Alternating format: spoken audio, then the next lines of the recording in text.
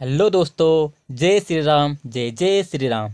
स्वागत है आपका अपना यूट्यूब चैनल एवरीवन फोरम में। दोस्तों, आज मैं आपके लिए कंप्यूटर के मोस्ट इम्पोर्टेंट 50+ सवाल लेकर आया हूं, जो डायरेक्ट यूके त्रिपाठी में आपको देखने को मिलेंगे। दोस्तों, हाल ही में अभी यूके त्रिपाठी द्वारा ITI के विभिन्न पदों पर लगभग 12 दिनों तक चलने वाले पेपर को ही देखते हुए मैंने उसी प्रकार के सवाल मैं आपके लिए लेकर आया हूँ। आपको बता दूं, मैंने यूके त्रिपाठी कनिष्ठ सहायक के 3 प्रैक्टिस सेट आपको दिए हैं और चौथा प्रैक्टिस सेट में जल्दी आपको दूंगा, आपके लिए लेके आ रहा हूं, जिसमें काफ़ी चांस है कि वहां से क्वेश्चन जरूर फंसेंगे। तो दोस्तों, आगामी प्रैक्टिस सेट देखने के लिए हमारे चैनल को subscribe, bell icon, share, like जरूर करना। और अगर आपको ये सेशन अच्छा लगता है तो दोस्तों एक सब्सक्राइब जरूर करना। तो दोस्तों, शुरू करके हैं आज का इम्पोर्टेंट सेशन। आपका सवाल नंबर 1 है, माइक्रोसॉफ्ट वर्ड फाइल में क्लिपबोर्ड की सामग्री को पेस्ट करने के लिए किस कीबोर्ड शॉर्टकट का प्रयोग किया जाता है। दोस्तों, आपको पता होगा कि अगर आप किसी चीज़ को अगर आप पेस्ट करते हो तो आप किसका यूज़ करते हो। ऑप्शन 1 है आपके पास Ctrl+P, दूसरा है Ctrl+V, तीसरा है Ctrl+C, चौथा है Ctrl+X। दोस्तों, आपका जो आंसर होगा वो होगा आपका option number 1, option number B, Ctrl+V। Ctrl+P से आपको होता है प्रिंट, Ctrl+V से होता है आपका पेस्ट, Ctrl+C से होता है आपका कॉपी और Ctrl+X से होता है आपका कट। तो दोस्तों, ऑप्शन नंबर बी आपका राइट आंसर हो जाएगा। बढ़ते हैं दोस्तों आप आज का अगले सवाल की ओर। अगला सवाल है आपका, स्टार टोपोलॉजी में कंप्यूटरों को संयोजित करने के लिए निम्नलिखित में से किस उपकरण का प्रयोग किया जाता है। दोस्तों, अगर स्टार टोपोलॉजी की बात करते हैं तो स्टार टोपोलॉजी में हम किसको यूज करते हैं। ऑप्शन नंबर 1 आपका हब, दूसरा है BCA ब्रिज और चौथा है राउटर। तो दोस्तों, इसका राइट आंसर हो जाएगा आपका ऑप्शन नंबर ए, हब। हब का यूज जो है आप स्टार टोपोलॉजी में कंप्यूटर को जोड़ने के लिए करते हैं। और दोस्तों, हब जो है आपका किस लेयर पे काम करता है। हब आपका OSI मॉडल के फिजिकल लेयर पे काम करता है। रिपीटर की बात करें दोस्तों, रिपीटर भी आपका जो है फिजिकल लेयर पे काम करता है, OSI मॉडल के फिजिकल लेयर पे काम करता है। ब्रिज की बात करें दोस्तों तो ब्रिज आपका डेटा लिंक लेयर पे काम करता है। ब्रिज आपका डेटा लिंक लेयर पे काम करता है और राउटर आपका काम करता है दोस्तों नेटवर्क लेयर पे। तो इंपॉर्टेंट सवाल है ये भी, जो भी मैं बोल रहा हूँ उनको आप नोट करते जाएगा। हब करता आपका फिजिकल लेयर पे, रिपीटर भी करता आपका फिजिकल लेयर पे, ब्रिज करता आपका डेटा लिंक लेयर पे, राउटर करता आपका नेटवर्क लेयर पे, और आपका एक और होता है गेटवे करता आपका ट्रांसपोर्ट लेयर पे। तो दोस्तों, OSI मॉडल के 7 लेयर इंपॉर्टेंट है आपके लिए, जहाँ से क्वेश्चन जरूर फंसते हैं। बढ़ते हैं आज का अगला सवाल। अगला सवाल आपका, TCP का पूर्ण स्वरूप क्या है। TCP का फुल फॉर्म क्या होता है दोस्तों। TCP का फुल फॉर्म होता है दोस्तों आपका transmission protocol. Option number C is the right answer. बढ़ते हैं आज का अगला सवाल, क्रोम, सफारी और ओपेरा के बीच क्या समानता है, ये सभी क्या है। तो दोस्तों, क्रोम, सफारी और ओपेरा ये क्या है। ऑप्शन नंबर 1 आपका वेब ब्राउजर, ऑप्शन बी है सर्च इंजन, ऑप्शन सी है स्थल साइट यानी सोशल मीडिया विवरण, या चौथा आपका ऑप्शन डी वेब सेवाएं। तो दोस्तों, इसका राइट आंसर हो जाएगा ऑप्शन नंबर ए, web browser. Chrome, safari, opera आपके वेब ब्राउजर के उदाहरण है, वेब ब्राउजर हैं। बढ़ते हैं आपका आज का अगला सवाल। अगला सवाल है, निम्नलिखित में से कौन सी स्मृति यानी मेमोरी मुख्य रूप से अर्धचालकों पर आधारित नहीं है। कौन सी मेमोरी मुख्य रूप से अर्धचालकों पर आधारित नहीं है। ऑप्शन नंबर 1 आपके पास मेन मेमोरी को हम मुख्य मेमोरी बोलते हैं, ऑप्शन बी है कैश मेमोरी, ऑप्शन सी है सेकेंडरी मेमोरी, ऑप्शन डी है रजिस्टर। तो दोस्तों, अर्धचालकों पर कौन सी मेमोरी आपकी काम नहीं करती, यानी आधारित नहीं है। तो दोस्तों, इसका राइट आंसर हो जाएगा option number C, secondary memory. Secondary memory जो है ये आपकी अर्धचालकों पर आधारित नहीं है। बढ़ते हैं आपका आज का अगला सवाल। अगला सवाल है, पहली पीढ़ी के कंप्यूटरों में डेस्क का प्रयोग किया जाता था। तो दोस्तों, पहली पीढ़ी जो हुआ करती थी आपकी, उसमें किस का प्रयोग किया जाता था। ऑप्शन 1 है आपका वैक्यूम ट्यूब, ऑप्शन बी है ट्रांजिस्टर, ऑप्शन सी है अर्धचालक, ऑप्शन डी है यांत्रिक गियर्स का। तो दोस्तों, इसका राइट आंसर है आपका vacuum tube, option number A is the right answer. बढ़ते हैं आज का अगला सवाल। अगला सवाल है, कंप्यूटर की दूसरी पीढ़ी डेस पर आधारित थी। तो दोस्तों ऑप्शन है आपका एकीकृत परिपथों पर, ऑप्शन बी है आपके पास पठनकों पर, ऑप्शन सी है VLSI चिप्स, ऑप्शन डी है निर्वात नलिकाएं। तो दोस्तों इसका राइट आंसर हो जाएगा ऑप्शन नंबर बी पठनकों पर, इसको बोलते हैं दोस्तों ट्रांजिस्टर। बढ़ते आपका अगला सवाल, एक सूत्र में सेल एड्रेस $A $4 का मतलब क्या होता है। दोस्तों ऑप्शन ए का आपके पास mixed cell reference, option B है एब्सोल्यूट रेफरेंस, ऑप्शन सी है relative cell reference, option D है उपरोक्त सभी। तो दोस्तों आपको बता दो, अगर आपको ऐसा लिखा हुआ मिलता है पहले डॉलर फिर एस, पहले डॉलर फिर कॉलम फिर डॉलर फिर रो, तो दोस्तों ये आपका दिखाता है आपका एब्सोल्यूट रेफरेंस, ये आपका एब्सोल्यूट रेफरेंस दिखाता है। Option number B is the right answer. दोस्तों ये सवाल काफ़ी इंपॉर्टेंट होने वाला है आपके लिए, तो डायरेक्ट आपके एग्जाम में बनेंगे, डायरेक्ट ये सवाल बनेंगे दोस्तों। अगला सवाल है दोस्तों आपका मूविंग पिक्चर एक्सपर्ट ग्रुप, जो MPEG का फुल फॉर्म होता है मूविंग पिक्चर एक्सपर्ट ग्रुप। इसका उपयोग यानी MPEG का उपयोग निम्नलिखित को कंप्रेस करने के लिए किया जाता है। किसको कंप्रेस करने के लिए किया जाता है? ऑप्शन ए के frames, option B images, option C audio, option D है वीडियो। तो दोस्तों इसका राइट आंसर हो जाएगा option number D video. Video को कंप्रेस करने के लिए MPEG का उपयोग किया जाता है। बढ़ता अगला सवाल है आपका आंतरिक मेमोरी में ENIAC कंप्यूटर कितने अंक स्टोर कर सकता है। दोस्तों जल्दीबाजी में आपको मैं क्वेश्चन करा रहा हूँ, क्योंकि हमारे पास पूरे 50 सवाल हैं, तो दोस्तों इनको आप दोबारा देख सकते हैं रिपीट वीडियो करके। आंतरिक मेमोरी में ENIAC कंप्यूटर कितने अंक स्टोर कर सकता है। तो दोस्तों आंतरिक मेमोरी जो होती है आपकी इंटरनल मेमोरी, उसमें जो ENIAC कंप्यूटर है आपका, ये कितने अंक स्टोर कर सकता है। ऑप्शन ए के 100, ऑप्शन बी है 20, ऑप्शन सी है 80, ऑप्शन डी है 40। दोस्तों इसका राइट आंसर आपका ऑप्शन नंबर बी 20 अंक स्टोर कर सकता है एक ENIAC कंप्यूटर। बढ़ते हैं आज का अगला सवाल है निम्नलिखित में से कौन सा प्रोटोकॉल ईमेल सर्वर से ईमेल डाउनलोड करने की अनुमति देता है। दोस्तों काफ़ी इंपॉर्टेंट सवाल है, कौन सा प्रोटोकॉल ऐसा है जो ईमेल सर्वर से ईमेल डाउनलोड करने की अनुमति देता है। ऑप्शन ए के आपके पास HTTP, ऑप्शन बी है FTP, ऑप्शन सी है SMTP, ऑप्शन डी है POP3। दोस्तों पहले तो आपको इनके फुल फॉर्म आने चाहिए, डायरेक्ट फुल फॉर्म भी आपसे पूछ ले जाते हैं।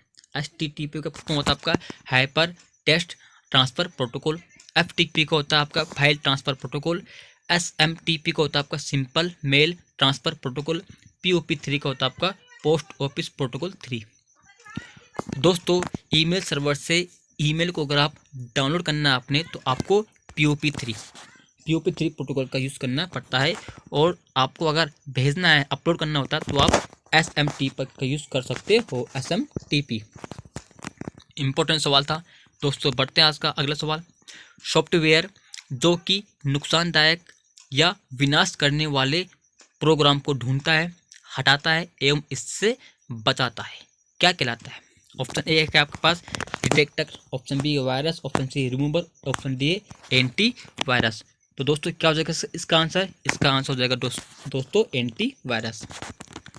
बढ़ते हैं आज का अगला सवाल, MS वर्ड में स्पेल चेक के लिए किस फंक्शन की का उपयोग किया जाता है। तो MS वर्ड में अगर आप स्पेल चेक करते हो तो आप किसका यूज़ करते हो दोस्तों। ऑप्शन ए आपके पास F5, option B F6, option C F7, option D F8। दोस्तों अगर हम F5 की बात करते हैं तो F5 करते हैं हम दोस्तों रिफ्रेश करने के लिए। अगर हम F6 की बात करें दोस्तों, F6 का हम जो यूज़ करते हैं वो हम करते हैं जब विंडो में जब हम जो फोल्डर्स आपके खुले होते हैं उनके कंटेंट को दिखाने का काम करता है F6। F7 से होता है आपका स्पेल चेक, यानी यही आपका राइट आंसर हो जाएगा ऑप्शन नंबर सी। F7 से हम जो है F7 फंक्शन की का उपयोग आप स्पेल चेक करने के लिए कर सकते हो। और F8 का होता है दोस्तों आपका किसी टेक्स्ट को सिलेक्ट करना। तो दोस्तों आई होप आपको समझ में आ गया होगा, option number C is the right answer. बढ़ते हैं आपका आज का अगला सवाल, माइक्रोसॉफ्ट का सर्च इंजन डेस है। माइक्रोसॉफ्ट का सर्च इंजन आपने बताना कौन सा है। Option A Bing, option B AltaVista, option C Google, option D इनमें से कोई नहीं। तो दोस्तों माइक्रोसॉफ्ट का जो सर्च इंजन है ऑप्शन नंबर ए बिंग है। इम्पोर्टेंट सवाल था दोस्तों, इम्पोर्टेंट है दोस्तों, आपके लिए सवाल आ सकता है इम्पोर्टेंट। बढ़ते हैं आपका आज का अगला सवाल। गूगल की डिजिटल पेमेंट सिस्टम को कहते हैं, क्या कहते हैं गूगल की जो डिजिटल पेमेंट सिस्टम है? ऑप्शन ए है आपके पास गूगल वॉलेट, ऑप्शन बी है गूगल पेमेंट्स, ऑप्शन सी है गूगल मनी, या ऑप्शन डी है गूगल कैश। तो दोस्तों इसका राइट आंसर हो जाएगा ऑप्शन नंबर ए गूगल वॉलेट। बढ़ते हैं आज का अगला सवाल। आज का अगला सवाल है आपका, निम्न में से कौन सा सबसे छोटा कंप्यूटर है? कौन सा सबसे छोटा कंप्यूटर है दोस्तों आपका? ऑप्शन ए है आपका नोटबुक, ऑप्शन बी है लैपटॉप, ऑप्शन सी है डेस्कटॉप, ऑप्शन डी है वर्क स्टेशन। तो दोस्तों सबसे छोटा कंप्यूटर आपको पता होगा, ऑप्शन नंबर ए नोटबुक। दोस्तों अगर आपको अच्छे लग रहे सवाल तो प्लीज़ हमारे चैनल को सब्सक्राइब, लाइक और शेयर जरूर करके जाना दोस्तों। बढ़ते आपका आज का अगले सवाल। एक भी सवाल इसकी मत करना दोस्तों, सारे के सारे सवाल इंपॉर्टेंट है जो आपको डायरेक्ट देखने को मिलेंगे एग्जाम में, तो इसकी बिल्कुल मत करना। नेक्स्ट सवाल आगे बोलता है आपको, इनमें से कौन सा प्रिंटर ग्राफिक्स प्रिंट नहीं कर सकता? कौन सा प्रिंटर ग्राफिक्स प्रिंट नहीं कर सकता? ऑप्शन ए आपके पास डेजिविल प्रिंटर, ऑप्शन बी आपके पास पेज प्रिंटर, ऑप्शन सी आपके पास थर्मल प्रिंटर, ऑप्शन डी आपके पास इंकजेट प्रिंटर। तो दोस्तों इसका राइट आंसर हो जाएगा आपका ऑप्शन नंबर ए डेजिविल प्रिंटर। बढ़ते हैं आपका अगला सवाल। जंक ईमेल को कहा जाता है? जंक ईमेल को कहा जाता है option A cookie, option B spool, option C spam, option D इनमें से कोई नहीं। दोस्तों इसका राइट आंसर हो जाएगा ऑप्शन नंबर सी स्पैम कहा जाता है जंक ईमेल को।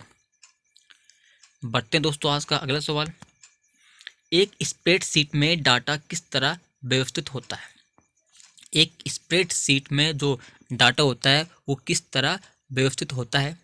ऑप्शन ए है आपके पास लाइन्स तथा स्पेसेस के रूप में, लेयर्स और प्लेन्स के रूप में, रो और कॉलम के रूप में, या हाइट और विड्थ के रूप में। तो दोस्तों आपको पता होगा इसका राइट आंसर हो जाएगा ऑप्शन नंबर सी रो और कॉलम के रूप में एक स्प्रेडशीट में डाटा व्यवस्थित होता है। बढ़ते हैं आज का अगला सवाल। अगला सवाल है आपका, MS वर्ड में नया फाइल खोलने के लिए शॉर्टकट की है, यानी शॉर्टकट कुंजी क्या है? अगर आपने MS वर्ड में नई फाइल खोलनी है तो ऑप्शन ए का आपके पास Ctrl+X, ऑप्शन बी है Ctrl+N, option C Ctrl+Y, option D Ctrl+V। तो दोस्तों Ctrl+X से होता है आपका कट, जो हम कट करते हैं, Ctrl+Y से होता है दोस्तों आपका रीडू, और Ctrl+Z से होता है आपका अनडू, Ctrl+V से होता है आपका पेस्ट।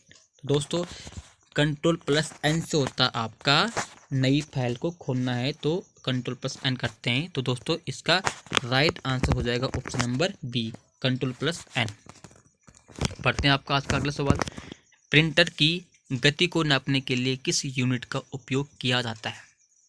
प्रिंटर की गति को नापने के लिए ऑप्शन ए है आपके पास CPS, ऑप्शन बी है LPM, ऑप्शन सी है PPM, ऑप्शन डी है उपरोक्त सभी। दोस्तों इसका राइट आंसर है ऑप्शन नंबर डी उपरोक्त सभी। CPS का भी करते हैं, LPS का भी करते हैं और PPM का भी करते हैं। इनकी फुल फॉर्म भी आपको पता होनी चाहिए दोस्तों। इनकी फुल फॉर्म आपसे जो है पूछ सकता है CPS की फुल फॉर्म क्या होती है? दोस्तों CPS की फुल फॉर्म हो जाती है कैरेक्टर पर सेकेंड, LPS की होती है लाइन पर मिनट, और PPM की होती है पार्ट्स पर मिलियन। बढ़ते हैं आपका आज का अगला सवाल। आज का अगला सवाल है, यह एक मालवेयर कंप्यूटर प्रोग्राम है जो स्वयं की प्रतियां बनाता है।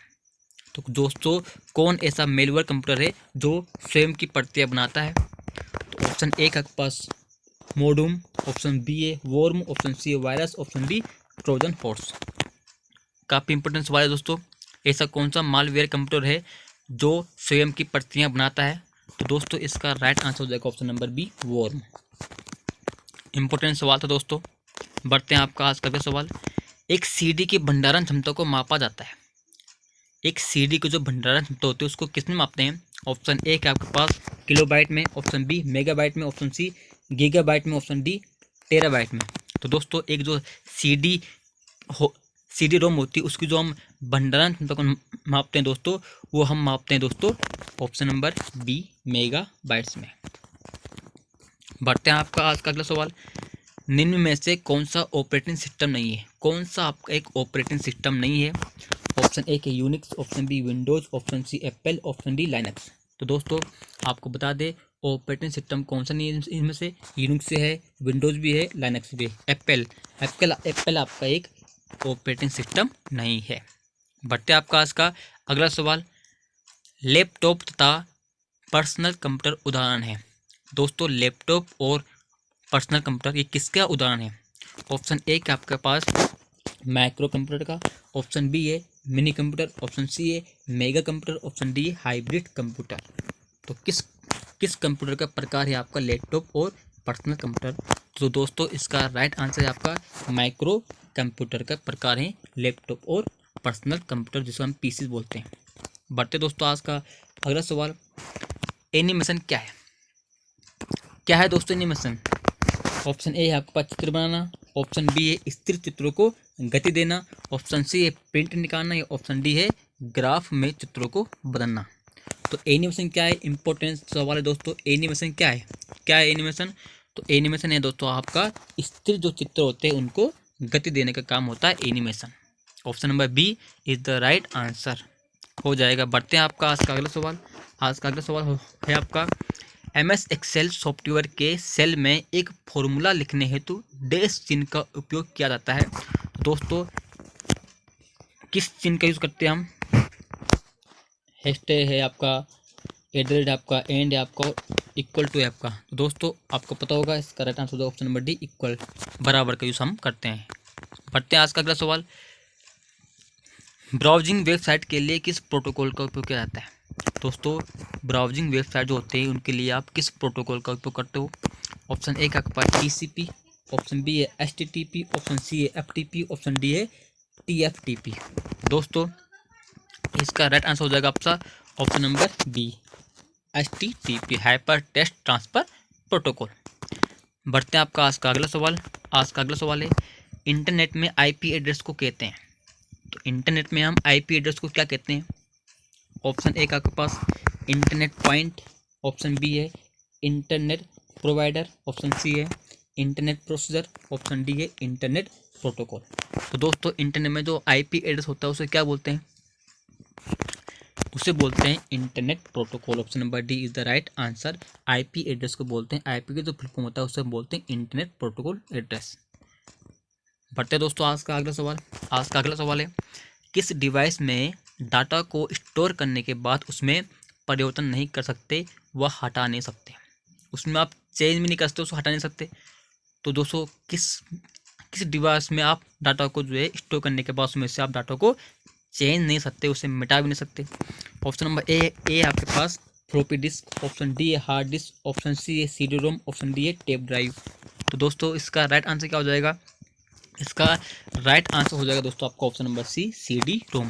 CD-ROM में आप एक बार डाटा को स्टोर करने के बाद उसमें चेंज नहीं कर सकते हो। बढ़ते हैं आपका आज का क्या सवाल। निम्न में से कौन सा सॉफ्टवेयर एक free open source operating system software है? एक ओपन सोर्स ऑपरेटिंग सिस्टम कौन सा है दोस्तों आपने बताना है। Option A Xenix, option B Windows 7, option C Unix, option D Ubuntu. तो दोस्तों इसका राइट आंसर है Ubuntu, option number D Ubuntu. Ubuntu आपका एक ओपन सोर्स ऑपरेटिंग सिस्टम है। बढ़ते आपका आज का अगला सवाल। आज का अगला सवाल है विभिन्न प्रोसेसर द्वारा दो या दो से अधिक प्रोग्राम के एक साथ प्रसंस्करण को क्या कहते हैं? दोस्तों जब विभिन्न प्रोसेसर द्वारा दो या दो से अधिक प्रोग्राम के एक साथ प्रसंस्करण होता है तो उसे हम बोलते हैं ऑप्शन नंबर क्या बोलते हैं दोस्तों? ऑप्शन नंबर ए का मल्टी प्रोग्रामिंग, ऑप्शन बी है मल्टीटास्किंग, ऑप्शन सी है मल्टी शेयरिंग, ऑप्शन डी है मल्टी प्रोसेसिंग। तो दोस्तों इसका राइट आंसर हो जाएगा option number D, multi processing बोलते हैं उसे। बढ़ते हैं दोस्तों आज का अगला सवाल। आज का अगला सवाल है राउटर OSI मॉडल की किस परत पर चलता है? अभी मैंने आपको बताया था राउटर OSI मॉडल के किस लेयर पर काम करता है। ऑप्शन नंबर ए का आपके पास फिजिकल लेयर, ऑप्शन बी है data link layer, option C है नेटवर्क लेयर, ऑप्शन डी है ऑल ऑफ दीज। तो दोस्तों अभी मैंने आपको बताया था कि राउटर जो है किस लेयर पे काम करता है? नेटवर्क लेयर पे। Option number C is the right answer, network layer. Physical layer पे आपको मैंने बताया था हब और ब्रिज नहीं, हब और रिपीटर आपके फिजिकल लेयर पे काम करते हैं और डाटा लिंक लेयर पे काम करता है ब्रिज। तो दोस्तों इंपॉर्टेंट सवाल था। बढ़ते हैं आपका आज का अगला सवाल। आज का अगला सवाल है, निम्नलिखित में से कौन सा कंप्यूटर मौसम की भविष्यवाणी में प्रयोग किया जाता है? कौन सा कंप्यूटर आपका ऐसा है जो मौसम की भविष्यवाणी में आप यूज़ किया जा सकता है? ऑप्शन ए आपके पास सुपर कंप्यूटर, ऑप्शन बी है mainframe computer, option C है मिनी कंप्यूटर, ऑप्शन डी है माइक्रो कंप्यूटर। तो दोस्तों मौसम की भविष्यवाणी में हम जिस कंप्यूटर का यूज़ करते हैं उसका नाम है super computer. Option number A super computer is the right answer. बढ़ते हैं दोस्तों आज का अगला सवाल। आज का अगला सवाल है, यदि आप सिग्नल को बिना कम करे नेटवर्क की लंबाई का विस्तार करना चाहते हैं या आप नेटवर्क की लंबाई को बढ़ाना चाहते हैं तो आपको एक डैश का उपयोग करना चाहिए। ऑप्शन नंबर ए है आपके पास रिपीटर, ऑप्शन बी है राउटर, ऑप्शन सी है गेटवे, ऑप्शन डी है स्विच। दोस्तों नेटवर्क की लंबाई का अगर आपको बढ़ाना है तो आपको किसका उपयोग करना पड़ेगा? ऑप्शन नंबर ए रिपीटर। रिपीटर का यूज़ करना पड़ेगा आपको। Repeater is the right answer. Network की लंबाई को अगर आपने बढ़ाना है सिग्नल को बिना कम किए तो रिपीटर का यूज़ करना पड़ेगा आपको। इम्पोर्टेंट सवाल था दोस्तों, आता है एग्जाम में, रिपीट हुआ है कई बार, इम्पोर्टेंट सवाल था, आ सकता है एग्जाम में। बढ़ते हैं आपका आज का अगला सवाल। एक स्थान से दूसरे स्थान पर डेटा कितनी तेज़ी से ले जाया जाता है, इसके लिए किस टर्म का प्रयोग किया जाता है? एक स्थान से दूसरे स्थान पर अगर आपने डेटा को ले जाना है तो वह डेटा कितनी तेज़ी से जाएगा, इसके लिए किस टर्म का उपयोग आप करोगे? ऑप्शन नंबर ए आपके पास data per unit, option B आपके पास bits per second, option C आपके पास bits per hour, option D आपके पास रेशियो पर बिट। तो दोस्तों किसका यूज़ करोगे आप? ऑप्शन डी था, सॉरी यहाँ पे मिस्टेक हो गया, यहाँ पे ऑप्शन डी होगा। तो दोस्तों इसका राइट आंसर हो जाएगा आपका option number B, bits per second. Important सवाल था दोस्तों ये भी। बढ़ते हैं आपका आज का अगला सवाल। स्टोरेज डिवाइस में मुख्य फोल्डर को क्या कहते हैं? दोस्तों स्टोरेज डिवाइस में जो मेन फोल्डर होता है उसे क्या कहते हैं? ऑप्शन ए का आपके पास प्लेटफॉर्म, ऑप्शन बी है इंटरफेस, ऑप्शन सी है रूट डायरेक्टरी, ऑप्शन डी है होम पेज। तो दोस्तों स्टोरेज डिवाइस में मेन फोल्डर को हम कहते हैं रूट डायरेक्टरी। दोस्तों अगर आपको सवाल काफ़ी पसंद आ रहे हैं, अच्छे लग रहे हैं तो दोस्तों एक सब्सक्राइब, एक शेयर और एक लाइक ज़रूर करना और बेल आइकन ज़रूर दबाना। दोस्तों ये सवाल मैं यूके त्रिपाठी को देखते हुए मैं लेके आया हूँ और मोस्ट इंपॉर्टेंट सवाल है दोस्तों। अब ऐसे टाइप के और ऐसे ही प्रकार के सवाल आपको एग्जाम में देखने को मिलते हैं। दोस्तों एक भी सवाल को इसके मत कीजिएगा, सारे सवाल दिखेगा। कैप्स लॉक, नम लॉक किस नाम से जाने जाते हैं? दोस्तों कैप्स लॉक, नम लॉक और एक स्क्रॉल लॉक भी होता है, इन्हें हम किस नाम से जानते हैं? ऑप्शन ए का आपके पास मॉडिफायर की, ऑप्शन बी है टॉगल की, ऑप्शन सी है फंक्शन की, ऑप्शन डी है न्यूमेरिक की। तो दोस्तों कैप्स लॉक, नम लॉक और स्क्रॉल लॉक होता है आपका एक और, इनको हम बोलते हैं टॉगल की। दोस्तों इन्हीं को हम बोलते हैं टॉगल की। ऑप्शन में be the right answer. Modifier की आपके कौन से होते हैं? आपके शिफ्ट, ऑल्ट और कंट्रोल, ये आपके मॉडिफायर की में आते हैं। तो दोस्तों मॉडिफायर की में आपके आते हैं शिफ्ट, कंट्रोल और ऑल्ट, और कैप्स लॉक, नम लॉक और स्क्रॉल लॉक आपके टॉगल की में आते हैं। तो is the right answer option number B. बढ़ते हैं आपका आज का अगला सवाल। आज का अगला सवाल है, कंप्यूटर सूचना की छोटी सी यूनिट को भी समझ सकता है तथा उसे प्रोसेस करता है, इसे क्या कहा जाता है?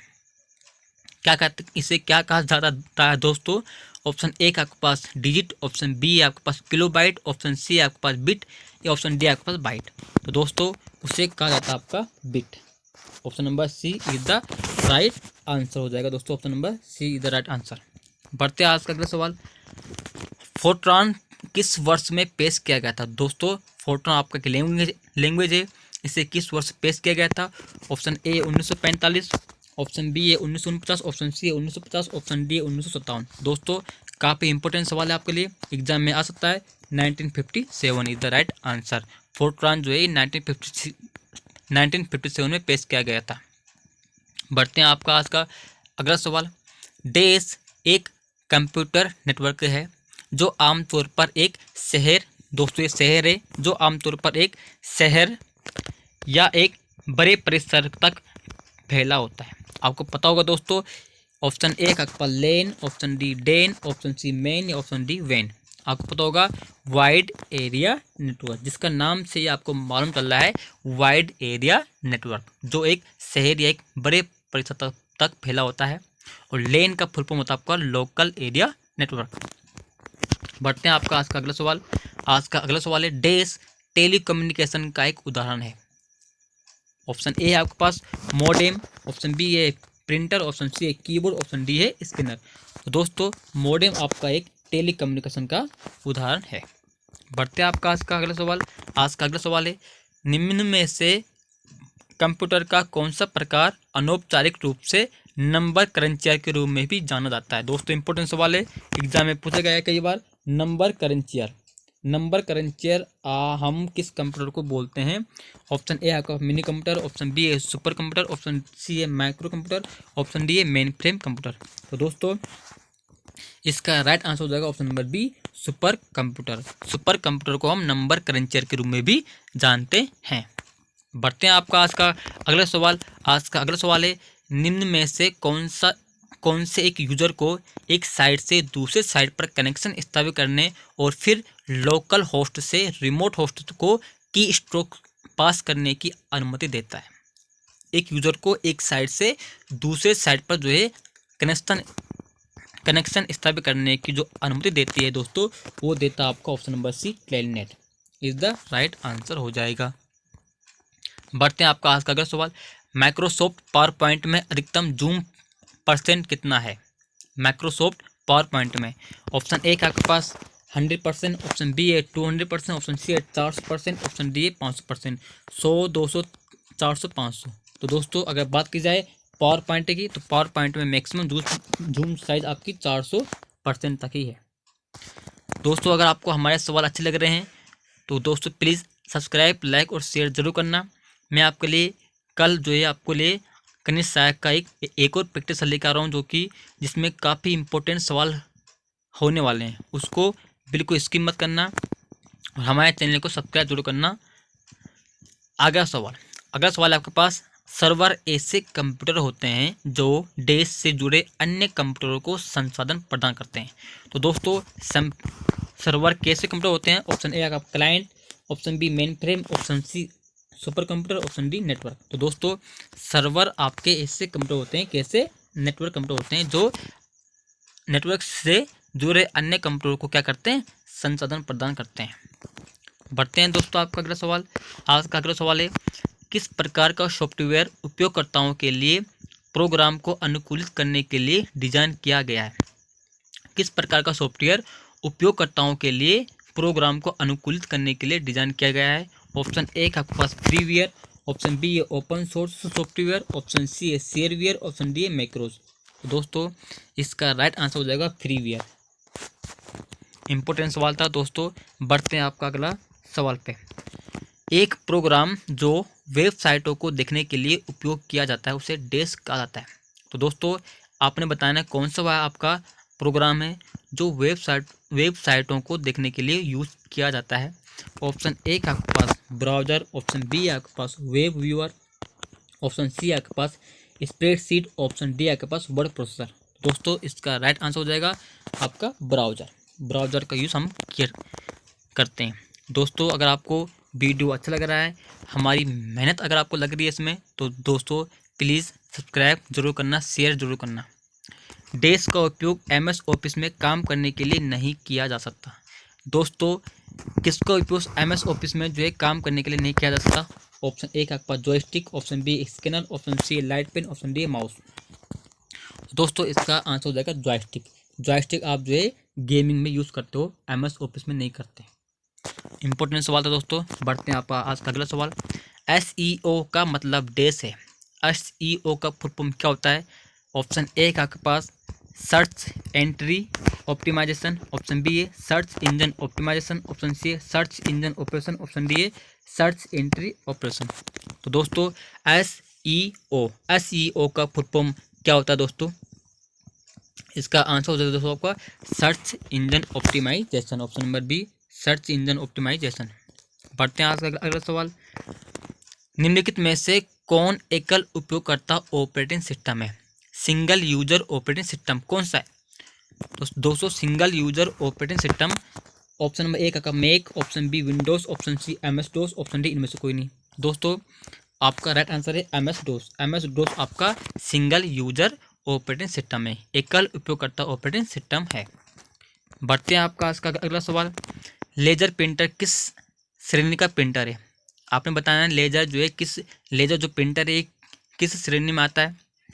ऑप्शन ए का आपके पास impact printer, option B non impact printer, option C line printer, option D serial printer. दोस्तों लेजर प्रिंटर आपका आता है non impact printer, option number B is the right answer. तो दोस्तों ये थे हमारे आज के पूरे 50+ सवाल, 50 से 52 सवाल। और अगर दोस्तों आपको ये सवाल काफ़ी अच्छे लगे हो तो दोस्तों हमारे चैनल को सब्सक्राइब, लाइक और शेयर जरूर करना। और आगे आने वाले सेशन को भी अगर आपको देखना है हमारे चैनल पे तो दोस्तों सब्सक्राइब करना जरूर करके जाना। दोस्तों अगर आपको हमारी मेहनत लगी हो तो दोस्तों सब्सक्राइब जरूर करना। मिलते हैं दोस्तों आपको अगले वीडियो में, तब तक के लिए जय श्री राम, जय जय श्री राम।